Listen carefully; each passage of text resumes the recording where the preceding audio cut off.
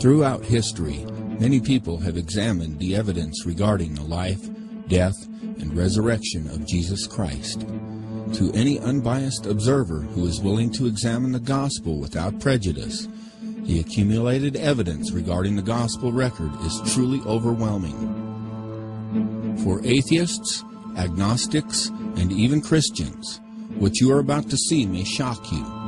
For the doubting Thomas of our day, this film will show you the wounds in the hands and side of the resurrected one, Jesus Christ.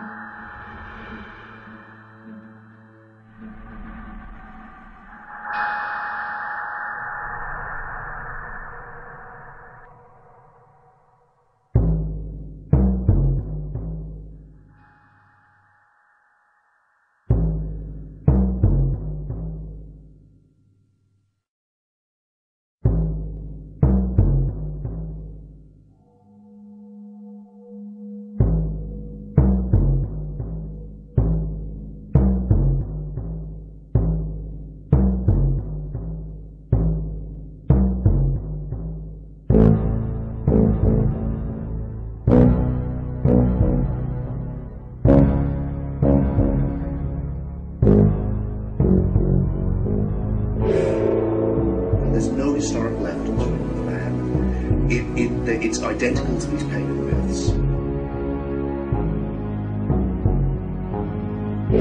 Modern icons, especially Jesus Christ, were as mythical as Hercules and Zeus and Athena and the goddess Thor and all the other gods that we have been taught to almost roundly dismiss. We certainly should not be harming each other over religious beliefs.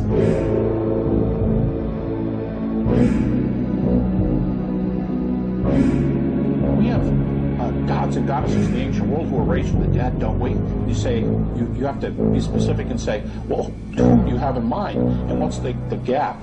Because except for Isis and Osiris, which, as one scholar pointed out, as many scholars have pointed out, is not really in a resurrection account at all, we have no ancient story which predates the resurrection of Jesus.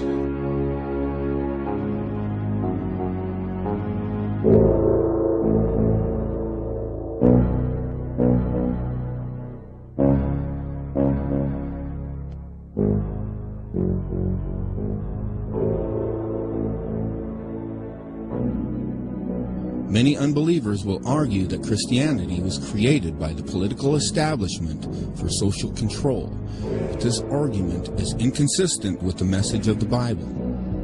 For instance, in the Gospel of John, Jesus referred to Satan as the ruler of this world.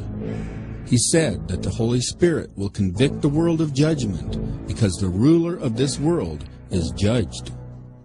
Also, Peter taught to obey God rather than men. Around AD 95, John received a vision which he recorded in the book of Revelation. John spoke of several beast empires throughout world history. He said, "And there are 7 kings. 5 are fallen, and 1 is, and the other is not yet to come. And when he cometh, he must continue a short space. And the beast that was, and is not, even he is the 8th, and is of the 7, and is going into perdition." John the Revelator and Daniel the prophet spoke of a final beast empire and world government that would be ruled by 10 kings in the last days.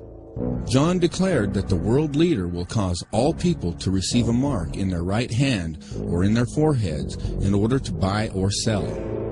Contrary to the idea that Christianity was established for social control, the Bible teaches that all who take this mark or who serve this world government will be damned, but those who are beheaded for the witness of Jesus will reign with him in his kingdom. Financial and healthcare applications. One thing I would just suggest, I'm just an outside, soon-to-be investor. I love this idea, by the way, Scott. I think this is great. Thank you, Sean.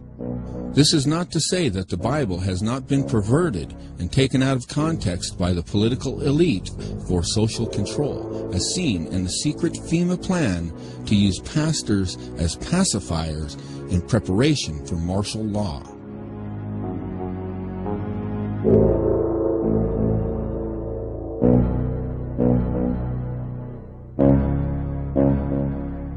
The debriefing tells pastors to help implement FEMA and Homeland Security directives.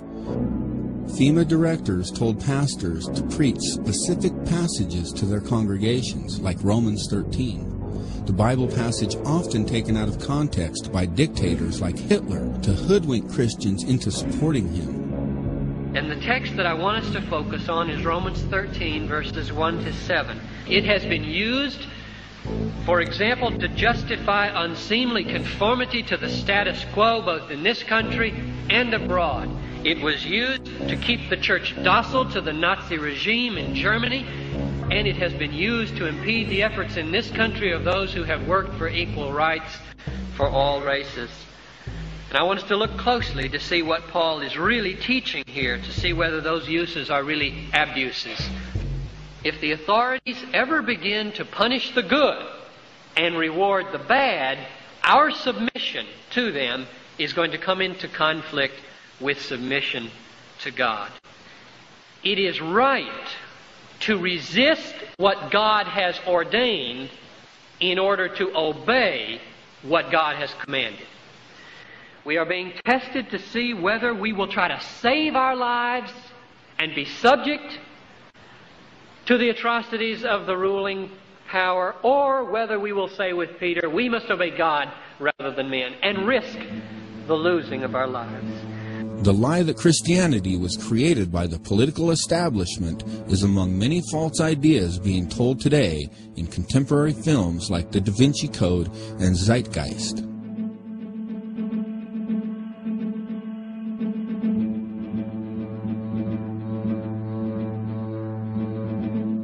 In Part 1 of the film Zeitgeist, nearly 200 sources are cited in the transcript. Yet many of these sources are used more than once. For example, Manly P. Hall is cited 5 times. Albert Churchwood is cited 6 times. Timothy Freak and Peter Gandy are cited 7 times. Edward Carpenter is cited 8 times. Thomas Doane cited 19 times. D.M. Murdoch is cited twice. However, D.M. Murdoch also goes by the pen name Acharya S. Acharya S. is cited an additional 27, and Gerald Massey is cited 30 times. In fact, when the transcript for this film is examined in further detail, we see that less than 25% of these sources are original. The idea that Jesus is a copycat solar deity has been propagated by the self-taught Egyptologist and practicing Druid Gerald Massey, homosexual activist and philosopher Edward Carpenter, atheist Professor John Allegro, and authors Peter Gandy and Timothy Freak, and Acharya S. In 1970, John Allegro also wrote a book entitled The Sacred Mushroom and the Cross that suggests other ideas. Allegro proposed that the earliest Christians were actually a secret cult group that used hallucinogenic mushrooms and utilized the name Jesus as a code word to avoid letting outsiders know about their secret activities. Allegro was criticized immediately by almost every major historical scholar. The Times newspaper of London printed a letter signed by 15 scholars in the Semitic languages who dismissed his conclusion, stating that it was not based on any philological or other evidence that they can regard as scholarly. His book was denounced as an essay in fantasy rather than philology.